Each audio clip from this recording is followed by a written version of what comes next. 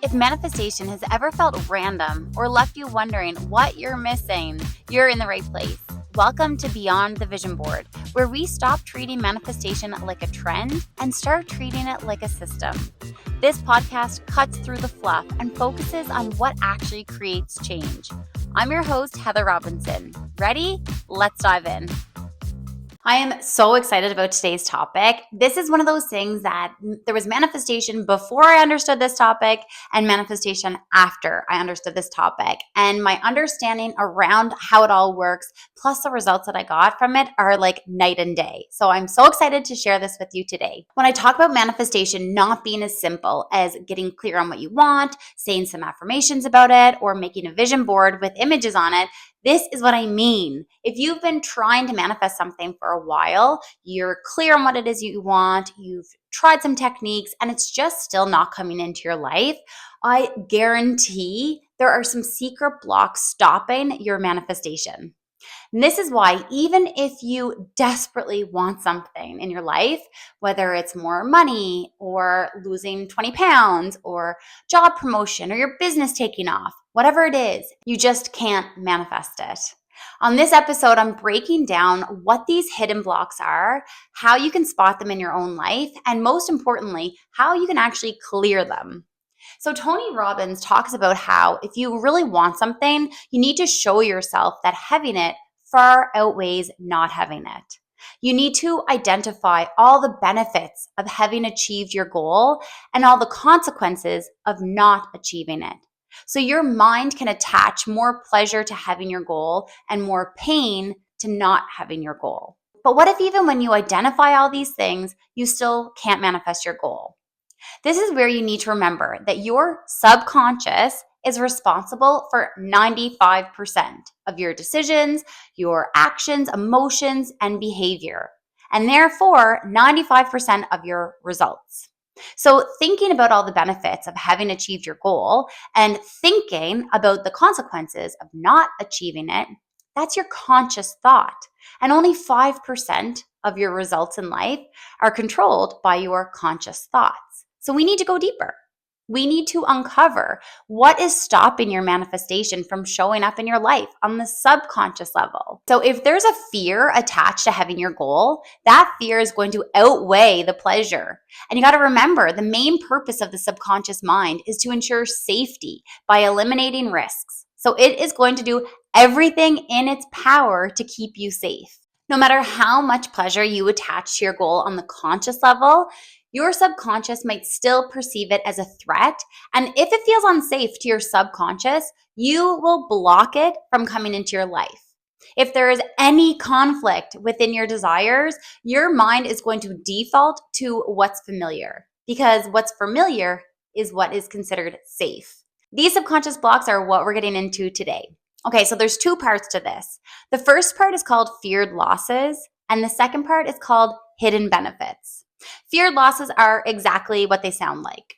Deep down, you have a fear that when you achieve your manifestation, you're going to lose something that is important to you. Now, if feared losses are around being scared about what you could lose when you get your manifestation, hidden benefits is the other side of that coin. It's all around what is good about staying where you are right now and not achieving your manifestation. Okay, let's look at some examples. As you're listening to these examples, just be open to seeing your story in them, or let your mind be open to thinking about your own hidden benefits and feared losses around something you're trying to manifest right now. Okay, let's say you're trying to grow your social media account. You are manifesting having a large, engaged following that brings in $10,000 or more every month. Here's how your subconscious could perceive that as a threat and why it could be blocking it, even though you consciously really want that to happen. When you grow your account, you're going to have more eyes on you. More eyes on you means more people will inevitably disagree with your message, right? It's inevitable, especially in 2026. Everything you say is controversial. More people seeing and more people disliking you means there's more chance there's someone with bad intentions noticing you. And having a large social media presence means they can find where you live, find your family, and therefore they could harm you and harm your family. So this is obviously a massive threat to your safety and the safety of your loved ones. And I know this seems extreme, but the subconscious's primary function is to keep you safe. So if there's any risk to your safety, it'll protect you from that risk. If this is a fear that you have deep down, unless you clear it, your social media account is never going to grow. Okay, here's another example. Say you've always had a dream about opening your own cake business. You're a great baker and you would love to have your own bakery business. What could be some feared loss tied to that? Okay, well, if and when that business really takes off, your subconscious could interpret that as you'll be working nonstop, always on your phone or always at the business. This will take away from time with your kids and time with your partner. Your partner will get resentful, end up leaving you. So you'll lose your partner, you'll lose your financial security and life with your kids. This is a huge loss associated to your bakery business taking off, which means you'll block that from happening unless you clear any beliefs you have around that fear. Okay, one more example. Say you're on a weight loss and a fitness journey and you're manifesting losing 20 pounds and feeling stronger and feeling healthier than ever before. That weight will never come off if you have a feared loss or some hidden benefits associated with it. So here's one example of how that could trace back. When you lose that weight, your identity is going to change. You'll no longer be the chubby friend who jokes about food and jokes about weight. You're no longer relatable to your friends and no longer have that bond with your friends over snacks or drinking together, complaining about your bodies. So you won't fit in with your friend group anymore. You'll lose your identity, you'll lose your friends, and you'll lose your overall sense of belonging. And we got to remember, humans are social creatures who rely on social bonds for survival and for emotional stability. So the chance of losing these connections is a massive threat. I know, again, these examples sound extreme, but it's not up to you to judge your beliefs. You got to just remember that unless you spend time actively thinking about this and working through it, it's all happening in your subconscious without you being aware. These blocks won't be obvious to you, right? That's why it can be so frustrating when you are trying to manifest something and it's just like not working no matter what techniques you do. And it's because you have this sneaky block. Okay, with every episode of Beyond the Vision Board, I really want you to be able to take something away from the episode that you can apply in your own life to help with your manifestations.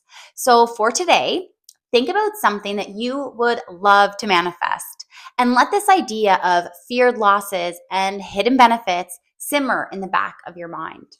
I'm going to give you some journal prompts and you can either work through them right now or I'll put the prompts in the show notes and you can go back to them anytime that you want. Okay, number 1, what do I think I'll lose if I achieve this goal? Number 2, who do I think I'll lose if I achieve this goal?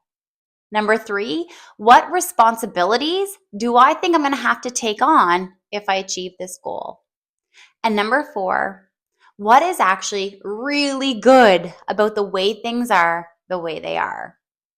Just go with these questions. Let whatever comes up just come up and dig deeper and deeper into it. You're probably going to tell yourself, oh, but I don't think that. But remember, that's your conscious mind. We're not talking about our conscious thoughts today. We're digging deeper into our subconscious thoughts and beliefs, the things that we aren't even aware we believe until we do this work. So when you say it out loud or you write it out in front of you, it's probably going to sound ridiculous. It's probably going to sound silly, but there's nothing silly about beliefs. Beliefs are beliefs, and they determine everything in our life, and they feel true to us. They are our truth. And it doesn't matter also where these fears or programs have come from, okay? So don't get hung up on that. You don't need to understand when or where they were programmed. All you need to do is just identify them and then clear them. Okay, so how do you actually clear these and develop new beliefs that are going to serve you? First, it's important to point out that these are just beliefs. It's just how you've been perceiving a situation, not actually true, and there's no evidence of it happening because it's just a belief.